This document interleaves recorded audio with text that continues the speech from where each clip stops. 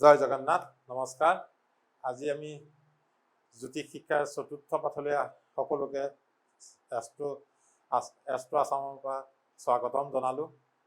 আজি মই আপোনালোকক প্ৰথম শিকাব ধৰিম আমাৰ গ্ৰহবিলাকৰ কাৰক। কিছুমান গ্ৰহৰ কাৰক থাকে, এই কাৰকখিনি আমাৰ শিকি ল'লে আপোনালোকে যেতিয়া এখন এনালাইচিছ কৰিব তেতিয়া গম পাব কোনটো বস্তু বেয়া, কোনটো গ্ৰহ অলপ বেয়া হ'লে কাৰ ওপৰত এফেক্ট আহিব, কোনটো গ্ৰহ ভাল পজিশ্যন হ'লে কাৰ ওপৰত এফেক্ট আহিব। এতিয়া হয়তো এনেকুৱা কিছুমান কথা আছে আমি নাজানো যে কোনোবা এটা ল'ৰা ছোৱালীৰ জন্ম হ'লে এখন ঘৰৰ খুব উন্নতি হৈ যায়। কিয় উন্নতি হৈ যায়? তাৰমানে তাত পিতৃকাৰক ঘৰ সম্পদকাৰক গ্ৰহবোৰ এইটো ভাল পজিশ্যনত আছে। এতিয়া সেইবিলাক কথা দেখিব, সেই ল'ৰা ছোৱালীবিলাক ঘৰৰ পৰা বিয়া হৈ যদি গুচি যায় বেলেগলৈ, দেখিব আকৌ ঘৰখন আগৰ দৰে পৰি আহে। এই বস্তুবিলাক আমি চব জানিব লাগে, কেনেকৈ কি কৰিব লাগে। তাৰ আগতে আমি কাৰক ভাৱ দেখাম। কাৰক বুলি ক'লে আপোনালোকে ফাৰ্ষ্টতে চাওক, গ্ৰহৰ কাৰক মই লিখি থৈছোঁ। ৰবি গ্ৰহে পিতৃ বুজায় আৰু ডাঙৰ পুত্ৰক বুজায়, আৰু ৰবি গ্ৰহে আমাক ছাকচেছ দিব পাৰে। ৰবি গ্ৰহে আমাৰ নাম, যশ, ফেম এইবিলাক চব দিয়ে। ৰবি গ্ৰহ আমাৰ আত্মা হয়। ৰবি আমাৰ আত্মা, সূৰ্য আমাৰ আত্মা বুলি ধৰোঁ। গতিকে ৰবি গ্ৰহ যদি আপোনাৰ বেয়া পজিশ্যনত যায়, হয়তো আপোনাৰ পিতৃ অসুখীয়া হ'ব পাৰে, আপোনাৰ নাম যশ হয়তো পোৱাৰ নাপাব পাৰে। সেইকাৰণে ৰবিৰ পৰা আপুনি চাব লাগিব।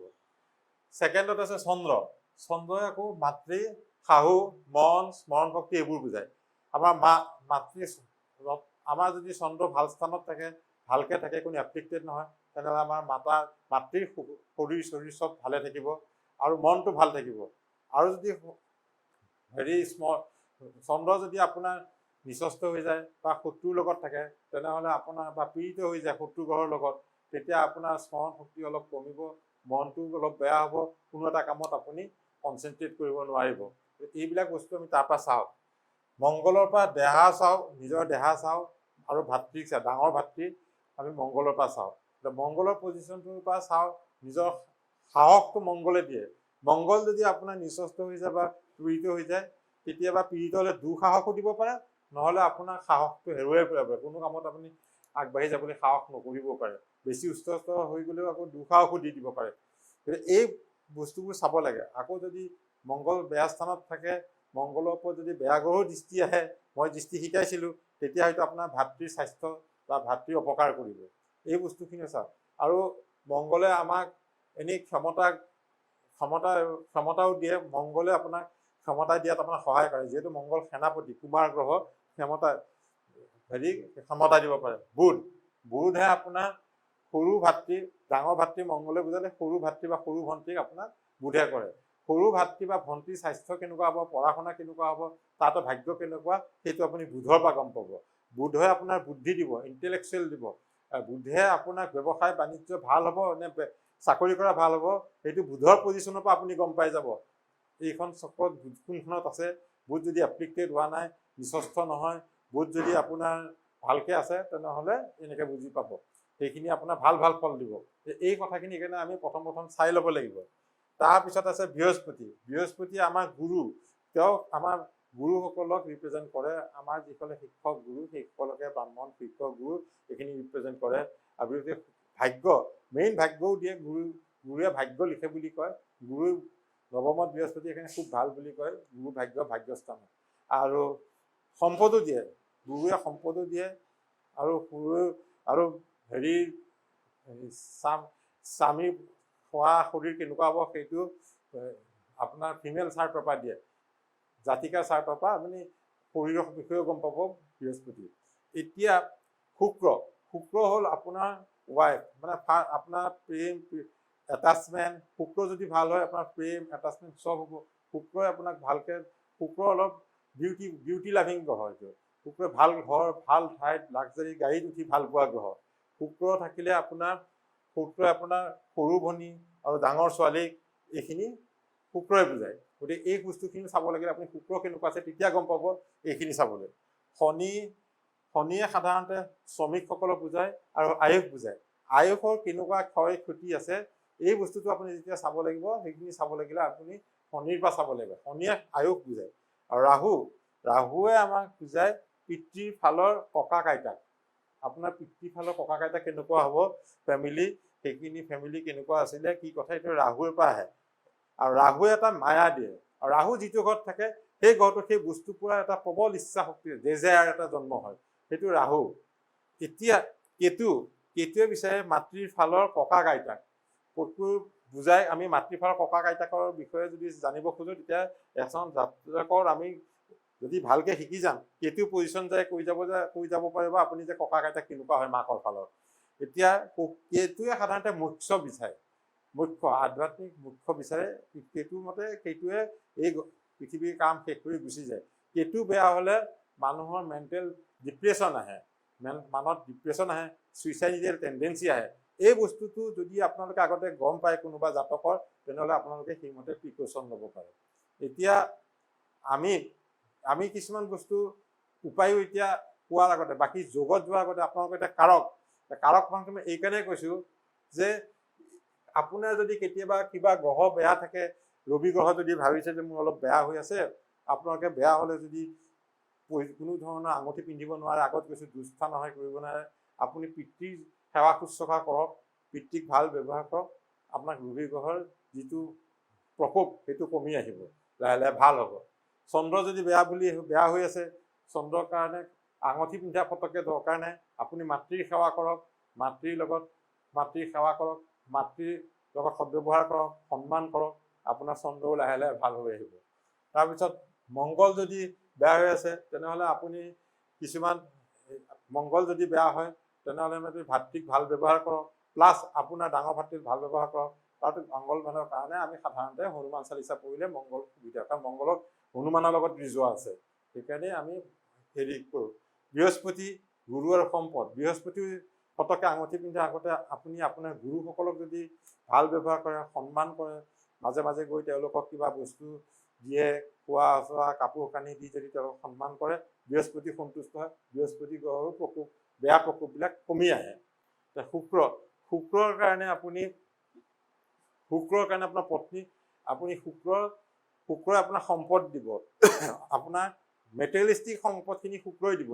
আৰু শুক্ৰৰ ৰিপ্ৰেজেণ্ট কৰে পত্নী। আপুনি পত্নীক যদি ভাল ব্যৱহাৰ কৰে, পত্নীক যদি আপুনি ভালকে সন্মান দি ৰাখে, তেনেহ'লে আপোনাৰ শুক্ৰ ভাল হৈ যাব, আপোনাৰ সম্পদ বাঢ়িব। তাৰপিছত আপোনাক শনিটো ভাল কৰিব লাগিলে আপুনি শনি আয়ুসকাৰক গ্ৰহ, গতিকে যিবোৰ আপুনি দেখা পোৱা শ্ৰমিক মানুহ বা ভিক্ষাৰী থাকে, থাকে, তাহাঁতক তেওঁলোকক আপোনালোকে দান ধৰ্ম কৰক, শ্ৰমিকসকলক সদ্ব্যৱহাৰ কৰক, তেনেহ'লে আপোনাৰ আয়ুস বৃদ্ধি পাব। আয়ুসৰ তেতিয়া শনিৰ প্ৰকোপটো অলপ কমিব। পূজা লেঙেৰা যিবোৰ ভিক্ষাৰী দেখা পায়, সেইবিলাকক আপুনি ব্যৱহাৰ কৰক, এদিন ভাত এসাঁজ খুৱাওক, তেনেকুৱা ধৰণৰ শনি। এতিয়া ৰাহু হ'ল পিতৃফালৰ ককাক আৰু মায়া ইচ্ছা। ৰাহুৱে কেতিয়াবা আপোনাক ইচ্ছা এনেকুৱা জগাই দিব, এটা মায়াত লৈ যাব, এই মায়াত এনেকুৱা ইচ্ছা দিব, বেয়া কাম কৰা ইচ্ছা দিব, ৰাহু বেয়া হ'ব পাৰে, গতিকে ৰাহুৱে আপোনাক কিবা বিপদত পেলাব পাৰে। সেইখিনি পৰা বাচি ৰাখিব লাগিলে আপুনি ৰাহুৱে চণ্ডাল বিচাৰে, আপুনি ৰাস্তাত কাম কৰা, আপোনাৰ যিসকলে ৰাস্তাত কাম কৰা হৰিজন লোক আহে, তেওঁলোকক কেতিয়াবা এসাঁজ খুৱাই দিয়ক, ৰাস্তাত ওলাই গ'লে অকণমান চাহ একাপ খুৱাওক, তেতিয়া আপোনাৰ ৰাহু সন্তুষ্ট হৈ থাকে। আকৌ কেতুৰ মাতৃৰ ফলৰ ককা আইতাক, মুখ্য ডিপ্ৰেশ্যন, এইকেইটা কেতু যদি বেয়া হয়, কেতুৰ যদি এখন শুৱনিত আপুনি বেয়া প্ৰকোপ থকা যেন পাইছে, আগতে শুৱনি মই চাব শিকাইছো, তেনেহ'লে কেতুৰ কাৰণেও আপুনি ৰাস্তাত সাধাৰণতে ব্লেক ষ্ট্ৰীট ডগক খুৱাবলৈ কয়, ষ্ট্ৰীট ডগ নালাগে, যিকোনো কুকুৰকে আপুনি খুৱাব পাৰে বা মাছক খুৱাব পাৰে, তেতিয়াও কেতুৰ প্ৰকোপ কমে। ইয়াৰ পিছত মই আপোনালোকক আৰম্ভ কৰিব যাম কিছুমান, আমাৰ গ্ৰহ দুটা আছে, এটা অষ্ট গ্ৰহ কম্বাস্ট হৈ, আৰু এটা হ'ল আপোনাৰ বক্ৰী গ্ৰহ। এই দুটা গ্ৰহ আপোনাক বুজাম, তাৰপিছত কেইটামান ৰাজযোগৰ ওপৰত আলোচনা কৰিম। এতিয়া এইখন আপোনালোকে ৰাখি থৈ দিয়ক, এটা ক্লিপ কৰি পেলাই, এই ক্লিপটো আপোনালোকে কেতিয়াবা হ'লে চাব। এতিয়া মই এইখন মুচি দিম, দি পেলাই মই অষ্টগ্ৰহ আৰু কামখিনি আগত আৰম্ভ কৰিম। আগতে কওঁ মই অষ্টগ্ৰহ।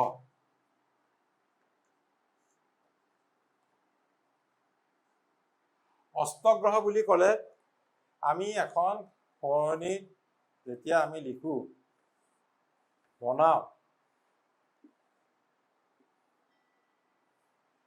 পঞ্জিকাখনত মই দেখাইছো, প্ৰথমতে ৰাশিটোত আপুনি 0 থাকে, তাৰপিছতে আপোনাৰ ডিগ্ৰী থাকিব। এতিয়া ইয়াত যদি ৰবি আছে, ৰবি যদি আপোনাৰ 3 ডিগ্ৰীত আছে, 3 ডিগ্ৰীত আছে, আকৌ যদি বুধ আছে 6 ডিগ্ৰী, আকৌ শুক্ৰ যদি আছে 1 ডিগ্ৰী। এতিয়া কি কয়, ৰবি এইখন আটাইতকৈ ৰবিয়ে যাক পায় তাকে পুৰি ভস্ম কৰি পেলায়। সাধাৰণতে প্ৰত্যেকটো গ্ৰহৰ কম্বাছ অস্ত যায়, ৰবিৰ ওচৰত আহিলে তেওঁলোক অস্ত যায়, নিজৰ ভাল ফল দিব নোৱাৰে বুলি কয়। কিন্তু এইখন ডিমত আছে, আমি সেইখিনি পিছত আলোচনা কৰিম। তাৰ আগতে কওঁ যে আমি সাধাৰণতে ৰবিৰ 3 ডিগ্ৰীৰ ভিতৰত হ'লে পুৰা কম্বাছ হোৱা বুলি ধৰোঁ, 7 ডিগ্ৰীৰ ভিতৰত যদি থাকে কম্বাছ হ'ব আৰম্ভ কৰিছে, মানে অস্ত হৈ যাব আৰম্ভ কৰিছে। গ্ৰহ আপোনাৰ যদি এতিয়া ৰবি 3 ডিগ্ৰীৰ পৰা হ'লে 1 ডিগ্ৰীৰ পৰা আপোনাৰ এইটো শুক্ৰ অস্ত হৈ গ'ল, মানে শুক্ৰ 1 ডিগ্ৰীত আছে, 3 ডিগ্ৰী বা 1 ডিগ্ৰীৰ মাজত 2 ডিফাৰেঞ্চ, 3 ডিগ্ৰীৰ ভিতৰতে আছে, গতিকে শুক্ৰ অস্ত। ৰবি বুধো তেনেকৈ অস্ত 7 ডিগ্ৰীৰ ভিতৰত আছে। যদি 7 ডিগ্ৰীৰ ভিতৰত থাকে, 7 ডিগ্ৰীৰ ভিতৰত ৰবিৰ ওচৰত থকা গ্ৰহবোৰ, ৰবিৰ ওচৰত থকা গ্ৰহ অস্ত বুলি কোৱা হয়, অস্ত হয়, অস্ত হৈ যায়। প্ৰথমতে আমাৰ অস্ত হৈ যালে সেই গ্ৰহটোৱে কাম কৰিব নোৱাৰা বুলি ভাবে, কিন্তু সেই গ্ৰহটোৰ যিবোৰ ট্ৰেইট থাকে, যিবোৰ দিব থকা থাকে, সেই গুণবিলাক ভস্ম হোৱা বুলি কয়। কিন্তু আমি এইটো ভাবিব পাৰোঁ, ৰবিৰ ওচৰত যদি এটা গ্ৰহ গৈ পায় তেনেহ'লে ৰবিৰ দ্বাৰা গ্ৰহটো শক্তিশালী হয়, আৰু কেতিয়াবা গ্ৰহটোৱে যেতিয়া দশাকাল হয়, দশাকালত খুব ভাল ফল দিয়ে। তাৰ উদাহৰণো মই পিছত দিম। এই অস্ত গ্ৰহেও ভাল ফল দিয়া উদাহৰণ মই আপোনালোকে পাব। কাৰণ এইটোত আপোনালোকে চিন্তা কৰিব নালাগে, অস্ত হ'লেই যে বেয়া ফল দিব নহয়, ভাল ফল দিব নাই, কিন্তু দশাকালত আমি ভাল ফল দিয়া দেখিছোঁ। অস্ত গ্ৰহৰ দশাকালত মানুহ মানে ৰাজত্ব পোৱা আমি নিজে নিজ চকুৰে দেখিছোঁ। গতিকে অস্ত গ্ৰহৰ দশাত আপোনালোকে খুব ভাল ফল পায় বুলি পেলাই জানি লওক। বক্ৰী গ্ৰহ ৰেট্ৰগ্ৰেড, আমাৰ এতিয়া মই আগতে কৈছিলোঁ, এটা গ্ৰহ যদি ইয়াত থাকে তাৰ পৰা ইয়ালৈ অহা এণ্টি ক্লকৱাইজ যিটো ঘূৰে সেইটো তেওঁলোকৰ গতি। মই আকৌ লিখি দিছোঁ, লিখি আপোনালোকক দেখাইছোঁ।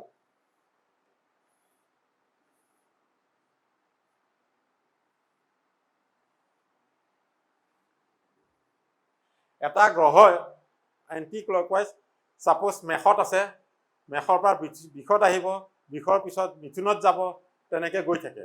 কিন্তু তেতিয়া আমি বক্ৰী হ'লে কি হ'ল, আমাৰ জ্যোতিষ শাস্ত্ৰত দেখা যায় শনি, এতিয়া আজি যদি বৃহস্পতিটো ইয়াত আছে, বৃহস্পতি যদি ইয়াত আছে, তেওঁৰ নেক্সট আহিব লাগিছিল ইয়ালৈ, বৃহস্পতি আহিব লাগিছিল, এইটোৰ পৰা এনেকৈ যাব লাগিছিল।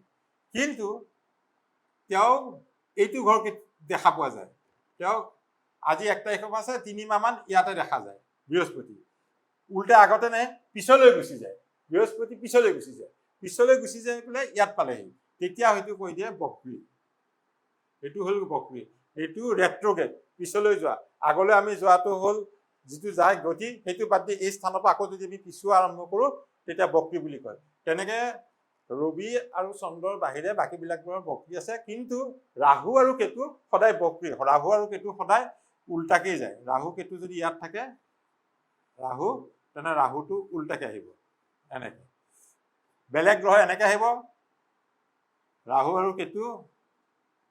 ৰাহু কেতু উল্টাকে যাব। এই বস্তুটো হ'ল তেওঁলোক সদায় ৰেট্ৰগ্ৰেড, সেইটোত আপুনি ক'বলৈ নালাগে, সেইটো চিন্তা কৰিব নালাগে। আচলতে আপোনালোকে কয়, আপোনালোকে ভাবিব যে জ্যোতিষত আকৌ এইটো কি ধৰণৰ কথা, যে বক্ৰী মানে গ্ৰহ পিছলৈ যাব পাৰে জানো? গ্ৰহটো সদায় আগলৈ গৈ থাকে। গতিকে ভাবিব এইবিলাক মানে অদ্ভুত কথা। আপোনালোকে যদি প্ৰথম শিকিছে এইটো আপোনাৰ প্ৰশ্ন উদয় হ'ব, কিন্তু প্ৰশ্ন উদয় হোৱাৰ আগতে মই আপোনালোকক বক্ৰী কিয় হয় সেইটো আপোনালোকক মই বুজাই দিছোঁ। আচলতে আমাৰ এই গোটেই বস্তুটো হৈছে জ্যোতিষ কাৰ্য এটা মোচনৰ ওপৰত, গতিৰ ওপৰতে আমাৰ গোটেইটো ডিপেণ্ড কৰে। এই গোটেইটো ডিপেণ্ড কৰি যেতিয়া পৃথিৱী ৰিলেটিভ গতি এটা আছে, মাৰ্চো ঘূৰি আছে, আমাৰ পৃথিৱীও ঘূৰি আছে। আমি যেতিয়া আমাৰ যিটো ইউনিভাৰ্চত এই মেষৰ যিটো আমি নক্ষত্ৰপুঞ্জ, সেইটো আমি মাৰ্ক কৰা আছে নক্ষত্ৰপুঞ্জ এটা মেষ বুলি। তাৰ পিছত এটা নক্ষত্ৰপুঞ্জ আছে, তাক মাৰ্ক কৰিছে ছাপ'জ মীন বুলি পেলাই। এই যে বস্তুবোৰ মাৰ্ক কৰা আছে মীন, মিন এনেকে নক্ষত্ৰপুঞ্জত এটা ব্ৰিক এই নক্ষত্ৰপুঞ্জবিলাকত আমি স্পট কৰোঁ মানে এইটো ছাপ'জ ইয়াৰ পৰা পৃথিৱীৰ পৰা যেতিয়া আমি চাওঁ তেতিয়া এইটোত আছে আমি যেতিয়া অলপ যদি ইফালে আহি যাওঁ তেতিয়া দেখা পালো বস্তুটো গৈ মিন পালেগে আকৌ দুদিন পিছত আমি যেতিয়া এনেকে ঘূৰি আহোঁ দুদিন পিছত তাৰপিছত বা এইটো তেনেকে যেতিয়া ঘূৰি থাকিব আকৌ বস্তুটো এনেকে দেখা পাই যায় এইখিনিৰ পৰা এই পোৰ্চনটোলৈ এটা পোৰ্চনত যাওঁতে এই পোৰ্চনটোলৈ যাওঁতে আমি পৃথিৱীৰ পৰাহে গ্ৰহটোক সিটোফালে যোৱা দেখিছো আমাৰ পজিশ্যনটো ৰিলেটিভ গতিৰ কাৰণে অলপ পিছুৱাই গ্ৰহটো পিছুৱাই থকা কৰি আমি সিটো নক্ষত্ৰপুঞ্জত দেখিছো সেইটো একচুৱেলি গ্ৰহটো নিজে গতি কৰা নাই গ্ৰহটো ঠিকেই গৈ আছে আমাৰ ৰিলেটিভ গতি পৃথিৱী আৰু গ্ৰহটোৰ যেতিয়া আটাইতকৈ ওচৰ স্থান পায় তেতিয়াই গ্ৰহটো বক্ৰী হৈ যায় ইটো স্থানৰ পৰা পিছুৱাই যোৱা যেন দেখা যায় এইখিনিৰ পৰা ৩-৪ মাহ বৃহস্পতি গ্ৰহ বক্ৰী হৈ যায় ৫-৬ মাহ মানে আমি বক্ৰীতেই দেখা পাম তাৰপিছতে আকৌ মেষত আহিবগৈ এইটো আমাৰ যেতিয়া পৃথিৱী আৰু বৃহস্পতি এটা জাগা পাব বৃহস্পতিমান তাৰপিছত বস্তুটো আকৌ এইফালে দেখা এইখিনিৰ পৰা পাই গ'লে এইফালে দেখা আৰম্ভ কৰি যাব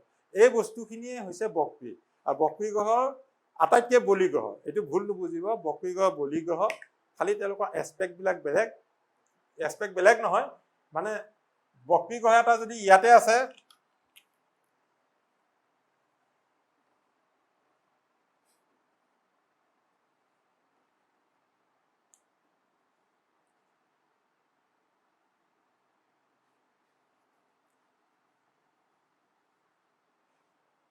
বৃহস্পতি ছাপ'জ কাৰোবাৰ চক্ৰত বক্ৰী হৈ গ'ল ইয়াতে আছে ইয়াৰ উপৰিও এই বক্ৰী হৈ যিহেতু সিটো ঘৰলৈ গৈ আছে সিটো ঘৰৰো কিছু এছপেক্ট দিয়ে সেই কিছু ঘৰটো ভাল ঘৰ হ'ব পাৰে বেয়া ঘৰ কিছু এছপেক্ট দিয়ে গতিকে সিটো গ্ৰহৰো কিছু ফলাফল দিয়ে এই গ্ৰহটো গৈ থাকাটো সেইকাৰণে ইটো ঘৰৰো কিছু প্ৰভাৱ দিয়ে সেইকাৰণে বক্ৰী গ্ৰহটো এনালাইচিছ কৰোঁতে দুটা স্থানৰ পৰাই কৰে মানুহে এটা বক্ৰী স্থান তাৰপৰা পিছৰ স্থানটোত দি দিলে কি এফেক্ট কৰিব সেইটো চাই তেতিয়া আপোনালোকে এটা একুৰেট দিব পাৰিব এই কথাখিনি কোৱাৰ পিছত মই আপোনালোকক কেইটামান যোগৰ ওপৰত কওঁ ৰাজযোগকাৰক যোগৰ ওপৰত কওঁ এতিয়া এইজন মানুহৰ ছাপ'জ লগ্ন ইয়াতে গতিকে তেওঁৰ লগ্নটো এইটো হ'ব কেন্দ্ৰস্থান মই যোৱাবাৰ বুজাইছিলো আপোনালোকক তাৰ পৰা ৪ নম্বৰ স্থানটো তেওঁৰ কেন্দ্ৰস্থান তাৰ পৰা আৰু ইয়াৰ পৰা আৰু ৪ নম্বৰ স্থানটো কেন্দ্ৰস্থান তাৰ পৰা ইয়াৰ পৰা কেন্দ্ৰস্থান আৰু পঞ্চম স্থানটো আমি ত্ৰিকোণৰ এটা ভাল স্থান কোণ স্থান আৰু নৱমটো কোণ স্থান ধৰিলো এতিয়া এই ৰাজযোগকাৰক গ্ৰহবিলাকে কোণ স্থানৰ পৰা কেন্দ্ৰস্থানত আহিব পাৰে যদি কেন্দ্ৰস্থানৰ পৰা কেন্দ্ৰস্থানত আহে কেন্দ্ৰস্থানৰ পৰা কোণত যায় তেতিয়া এটা সম্বন্ধ হয় নৱমপতি যদি দশমত আছে ইয়াৰ অধিপতি ছাপ'জ এই গ্ৰহটোৰ অধিপতি আপোনাৰ লিখা আছে আপোনাৰ মীন বৃহস্পতি ইয়াত আছে আৰু এইটো মংগল ইয়াত আছে এই দুটা যদি হ'ল এইটো হ'ল ক্ষেত্ৰ বিনিময় ৰাজযোগকাৰক এইটো ক্ষেত্ৰ বিনিময় কৰি কুস্তিখনত ৰাজযোগ কৰিছে এতিয়া এই ক্ষেত্ৰ বিনিময় ৰাজযোগ কৰিছে বুলি গোটেই আপোনাৰ লাইফটোৱে ৰাজযোগ বুলি নাথাকিব এইটো যদি হয় মোৰ ৰাজযোগ হৈছে এতিয়া মোৰ সদায় লাইফটো ভাল হৈ থাকিব লাইফটো আপোনাৰ এজ ইট ইজ চলি থাকিব এই মংগলৰ দশাটো বৃহস্পতিৰ দশা যেতিয়া আপুনি পাব দশাটো কেনেকৈ কেলকুলেট কি হয় সেইটো বস্তু মই নেক্সট ক্লাছত বুজাম এই দশাটোৰ ফলতহে এই ৰাজযোগৰ ফলটো আহে যদি এই দশাখিনি আপুনি নাপায় তেনেহ'লে ৰাজযোগৰ সম্পূৰ্ণ যিটো ফল ৰাজযোগ মানে কি আপোনাৰ ধন সম্পত্তি বাঢ়া আপুনি কিছুমান মানুহক শাসন কৰা আপোনাৰ তলত কিছুমানে চাকৰি বাকৰি কৰা বা আপুনি শাসন কৰি থকা সেইটোৱেই ৰাজযোগ এই বস্তুবিলাকৰ কাৰণে আমি দশাটো জানিব লাগিব আৰু এই দশাটো জানিলে আপুনি ৰাজযোগৰ ফুল পাব পাৰে এইটো ইয়াত আহিলে এইটো বা ইয়াত আহিলে আকৌ যদি নহয় বোলে মংগলো ইয়াতে আছে এইটো কাটি দিলে এইটো ক্ষেত্ৰ সম্বন্ধ ৰাজযোগ দুইটা অধিপতি যেতিয়া একেলগে আছে সেইটোও এটা ৰাজযোগ গতিকে সেইটো ৰাজযোগ তাৰপিছত আপোনাৰ এই বস্তুখিনিৰ ওপৰত কেতিয়াবা আপোনাৰ স্পেচিয়েল কিছুমান যোগ থাকে এই যোগটো কি বস্তু মই কওঁ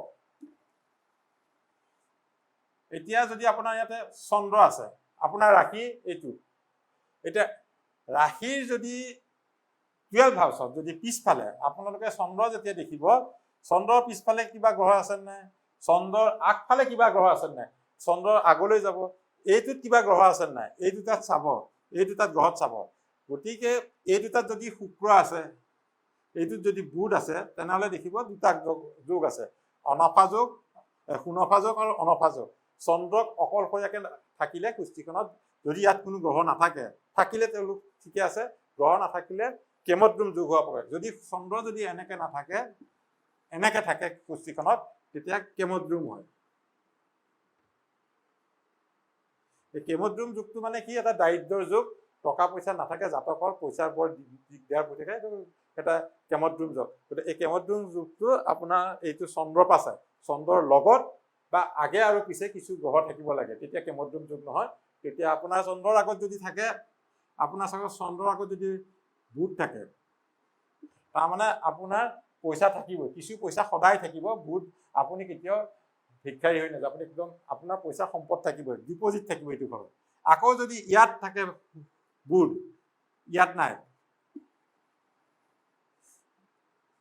আপোনাৰ যদি বুধটো যদি ইয়াত আছে, তেনেহ'লে আপুনি সাৰা জিন্দগী পইচা খৰচ কৰিব। চন্দ্ৰৰ দ্বাদশত আছে, এইটো ব্যয় ভাৱ, চন্দ্ৰৰ পৰা যদি চাই ব্যয় ভাৱ, আপুনি পইচা খৰচ কৰিব, কিন্তু সেই খৰচ কৰিবলৈ আপোনাৰ পইচা আহি থাকিব, সেই পইচাটো আনি দিব এই গ্ৰহৰ ফালৰ পৰা। গতিকে আপুনি পইচা খৰচ কৰিবলৈ চিন্তা কৰিব লাগে। যেনে তেনে আপোনাৰ কিবা এটা পইচা আজি গাড়ী ল'ব মন গৈছে, খৰচ কৰিব, আপুনি গাড়ী লৈ ল'ব, পইচা ক'ৰবাত যোগাৰ হ'ব, ঋণ চিন কৰি হ'লেও যোগাৰ হৈ যাব। সেইকাৰণে চন্দ্ৰৰ আগে আৰু পিছে গ্ৰহ থাকিলে আমি মানে ভাল বুলি কওঁ। আৰু এটা বস্তু মই কৈ যাওঁ যুগৰ,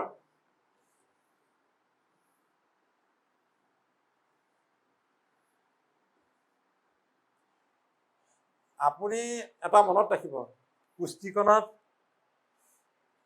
ফাৰ্ষ্টতে যদি চাপ'জ এই কেন্দ্ৰত লগ্ন আছে বা কিবা বেলেগ হৈ গ'ল, এটা গ্ৰহ নিচস্থ হৈ গ'ল, ইয়াতে আপোনাৰ নিচস্থ কি হ'ব, শুক্ৰ হ'ব। শুক্ৰ আপোনাৰ নিচস্থ হৈ গ'ল। এই শুক্ৰ যদি নিচস্থ হৈ গ'ল, ইয়াৰ অধিপতি যদি শুক্ৰ, এইটো কন্যা ৰাশি, কন্যাৰ অধিপতি বুধ, এই বুধ যদি আকৌ ইয়াত উচ্চস্থ, ইয়াত যদি বুধ গুচি যায়, তাৰমানে যিটো ৰাশিত নিচস্থ হ'ল গ্ৰহটো, সেই ৰাশিটোত থকা অধিপতিজন যদি নিজৰ উচ্চস্থ হৈ যায়, উচ্চ স্থানত থাকে, তেনেহ'লে এইটো নিজভংগ যোগ হৈ যায়। এইটো নিজভংগ যোগ হৈ নৈজভংগ যোগ ৰাজযোগ কাৰক হৈ যায়।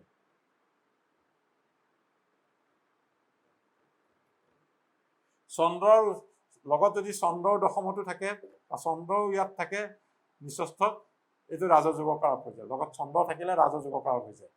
এই বস্তুখিনিও আপোনালোকে অলপ জানি, এনে থুলমূলকে জানিলে হ'ল।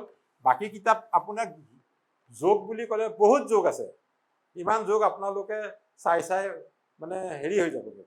এতিয়া দুটা কথাই খুব ভাল দিয়ে।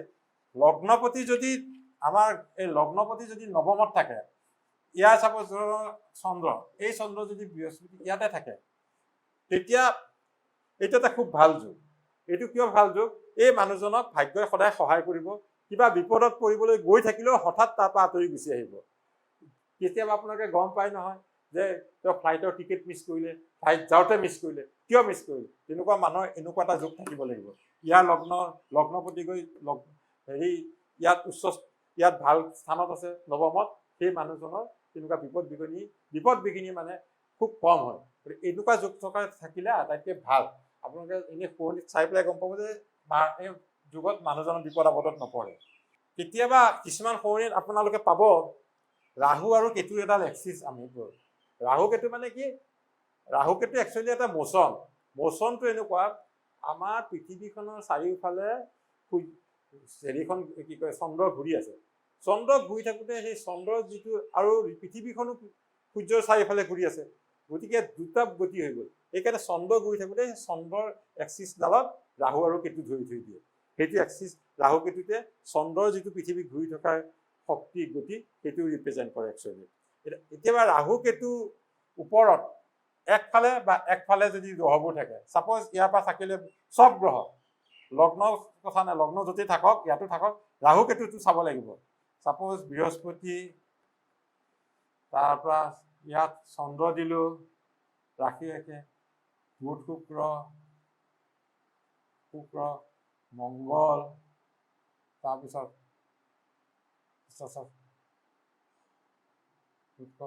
শনিও দিলো, ইয়াত ৰবি, এতিয়া আপোনালোকে দেখিছে যে ৰাহু কেতুক বাদ দি 1 2 3 4 5 6 7টা 7টা কৰি এইফালে থাকিল, এইফালে শনি থাকিলে।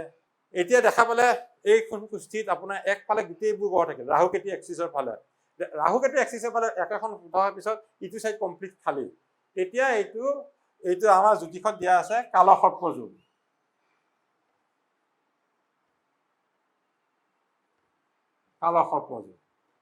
কালসৰ্প যোগ হলে মানুহে বহুত কথা কয় যে জাতকৰ দিগদাৰ হয় কিবা। কালসৰ্প যোগ থাকিলে এটা খালি থাকে, মানুহজনৰ সৰ্পদংশনৰ এটা স্কোপ থাকে। কিন্তু কালসৰ্প যোগ থকা মানুহ বহুত উন্নতি কৰিছে, ডাঙৰ ডাঙৰ মানুহ হৈছে, চাইণ্টিষ্টো হৈছে।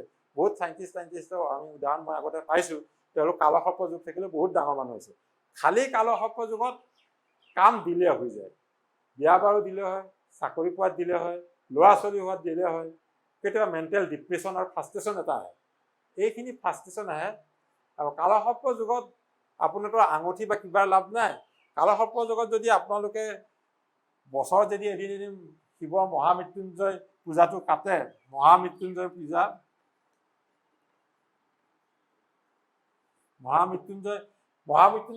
এভাগ বছৰি কৰি থাকিলে কালসৰ্প যুগৰ যিখিনি বেড এফেক্ট থাকে সেইখিনি আপোনালোকৰ কাটি যায়। এই বস্তুখিনি আপোনালোকক মই থুলমূলকৈ ক'লো। আপোনালোকে পিছত আৰু বহুত জ্যোতিষৰ কিতাপ আছে, ভালকৈ পঢ়িলে আপোনালোকে গম পাব। ইয়াৰ ওপৰত বহুত তৰ্ক বিতৰ্কও থাকে, কালসৰ্প যুগত এনেকুৱা হয় নহয়।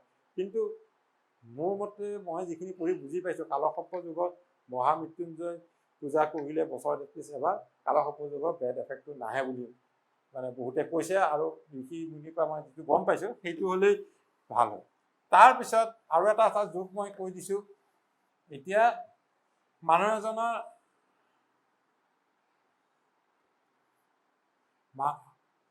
চাপোজ লগ্ন ধৰিলো, এইখিনি লগ্ন এবাৰ ধৰিলো, লগ্ন কি মিথুন, মই এইটো লিখি ৰাখিছোঁ মিথুন। এটা লগ্ন ধৰিলো, এইবাৰ আমাৰ 4 নম্বৰ কেন্দ্ৰ এইটো আহিলে, 1 2 3 4 এইটো কেন্দ্ৰ হ'ল। তাৰপিছত 1 2 3 4 এইটো কেন্দ্ৰ স্থান হ'ল। তাৰমানে মই সদায় আপোনালোকে ইয়াত লগ্ন থাকিলে এইকেইটা কেন্দ্ৰ বুলি আহিবতো, গোটেই কেন্দ্ৰ স্থানবোৰ এনেকৈও থাকে। তাৰপিছত 1 2 3 4 কেন্দ্ৰ স্থান হ'ল। এতিয়া মংগল যদি এটা কেন্দ্ৰ স্থানত থাকে, কোনোবা এখন হয় মংগল ইয়াত, নহয় মংগল ইয়াত, নহয় মংগল ইয়াত, কেন্দ্ৰ স্থানত এইটো আপোনাৰ সপ্তমপতি থাকিলে, এইটো সপ্তম থাকিল, তেতিয়া আৰু অষ্টমতো যদি মংগল থাকে তেতিয়া কুষ্ঠিখনত মাংগলিক দোষ থকা বুলি কয়। এতিয়া মাংগলিক দোষ থাকিব পাৰে, সেইটো আমি নকওঁ, এটা হেৰি কথা, সেইটো হয়।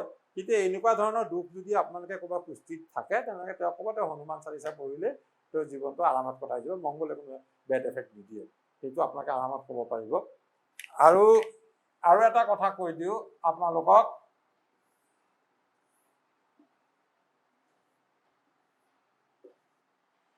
এতিয়া ল'ৰা ছোৱালী ভাল হ'ল, হোৱাৰ পিছত যদি আপোনাৰ ল'ৰাৰ পৰা বিবাহ যোগ যদি চায়, ল'ৰা ছোৱালী বা হেৰি চাই, সাধাৰণতে বোলে মোৰ ল'ৰাৰ বোলে ছোৱালী কোন চাইডে হ'ব পাৰে, ল'ৰালৈ ছোৱালী কি ৰাশি বা লগ্ন হ'ব পাৰে, তেতিয়া আপুনি সেইটো সাধাৰণতে শুক্ৰ যদি ইয়াত থাকে, শুক্ৰ সপ্তমত চাওক, 7 নম্বৰ 1 2 3 4 5 6 7 ইয়াত শুক্ৰ, এইটো স্থানত আপোনাৰ বিবাহ আহিব, বিবাহৰ পাত্ৰী থাকিব পাৰে, পাত্ৰী বা পত্নী, পাত্ৰী বা পাত্ৰৰ আপোনাৰ এই স্থানটোত য'তেই লগ্ন নহওক কিয় এইখিনি আপুনি এই পাত্ৰ পাত্ৰীৰ লগ্ন বা ৰাশি এই শুক্ৰ সপ্তমত সাধাৰণতে হয়।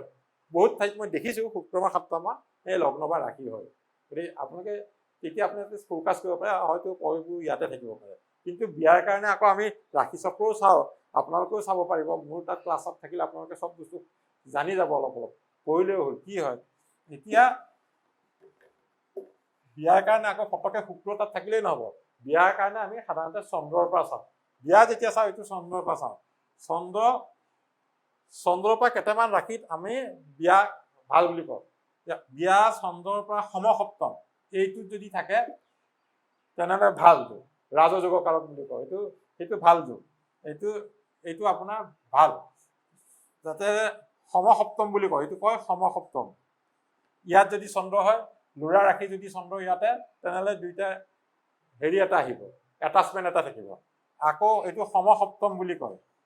আকৌ তৃতীয় একাদশ বুলি 1 2 3 এইটোতো যদি আপোনাৰ বিয়া হয়, এইটো হ'ল এতিয়া বিয়াহৰ যদি থাকে, তেনেহ'লে ইয়াত যদি থাকে এইটো তৃতীয় একাদশ।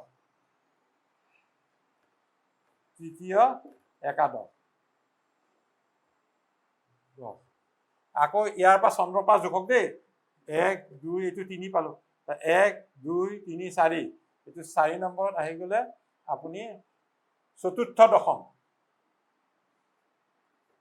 ইয়াত ল'ৰা বা ছোৱালী ৰাশি হ'লেই হ'ল, চতুৰ্থ দশম এইটো পাব। তাৰ পৰা আপুনি চতুৰ্থ দশম পাব, তাৰমানে এইটো বা চতুৰ্থ হ'ল, আৰু ল'ৰা ৰাশি পৰা এইটো আপোনাৰ দশম হ'ল। বস্তুটো বুজিছে?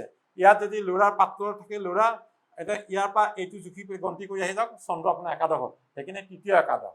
আকৌ আৰু এটা আছে দ্বিতীয় দ্বাদশতো হয়। আকৌ যদি চন্দ্ৰ ল'ৰা ৰাশি ইয়াতো হয়, এইটো হয়, তেতিয়া ইয়াৰ পৰা দ্বিতীয়, ল'ৰাৰ স্থানৰ পৰা ইয়াত দ্বিতীয় হ'ল, ইয়াৰ পৰা আকৌ জুখি যাওক, এইটো দ্বাদশ স্থান হ'ল, এইটো হ'ল দ্বিতীয় দ্বাদশ।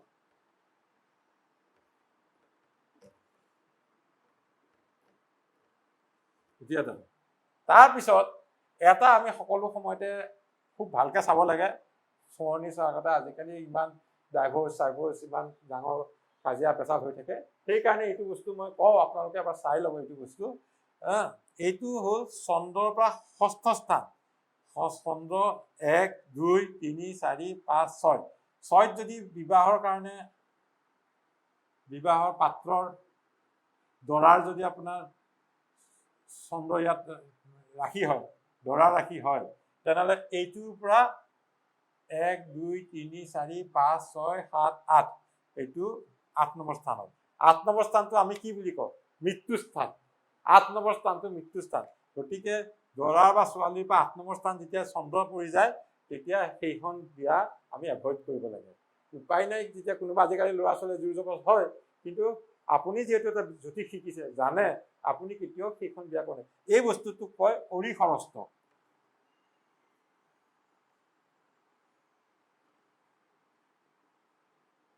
অৰিখৰস্ত এই বস্তুখিনি অৰিখৰস্ত। এইকেইটা বস্তু বিবাহ চাওঁতে আমি কি বস্তুনো চাওঁ, এই চন্দ্ৰৰ পৰা ৰাশিৰ পৰা যে চাওঁ, এইখিনি আপোনাক মই অলপ বুজাই দিলোঁ। এতিয়া আপোনালোকে নেক্সট ক্লাছটোত মই আপোনালোকক এইখিনি দশা কেনেকৈ উলিয়াই, দশা ফলটো এই গোটেইখিনি মই আপোনাক বুজাম। তাৰপিছত মই BNNৰ ওচৰত কৰিম, BNN আৰু দশা একেলগে আৰম্ভ কৰিম। আৰু যেতিয়া মই ভৃগুনন্দী নাৰী পঢ়াম, তেতিয়া আপোনালোকক প্ৰতিটো ৰাশিত প্ৰতিটো গ্ৰহ থাকিলে কেনেকুৱা এফেক্ট হয় ডিটেইলছত মই দিম। এইখন আমি বৈদিক যুগত পঢ়াইছোতো, গতিকে বৈদিক প্ৰথা আৰু ভৃগুনন্দী অলপ ডিফাৰেঞ্চ আছে। ভৃগুনন্দী প্ৰথাটো ভাল, যে দশা যেতিয়া কৰিম আপোনাক পাৰিম, আৰু আপোনালোকে চাই থাকিব, নতুন নতুন বস্তু শিকিব, আৰু নিজৰ জীৱনটো ভালকে গঢ়ি তুলিব পাৰিব। বিভিন্ন বিপদ বা আপদৰ পৰা নিজকে ৰক্ষা কৰি থাকিব পাৰিব। গতিকে যদি ভিডিঅ'টো ভাল পাইছে, লাইক কৰিব, ছাবস্ক্ৰাইব কৰিব আৰু শ্বেয়াৰ কৰিব। ধন্যবাদ।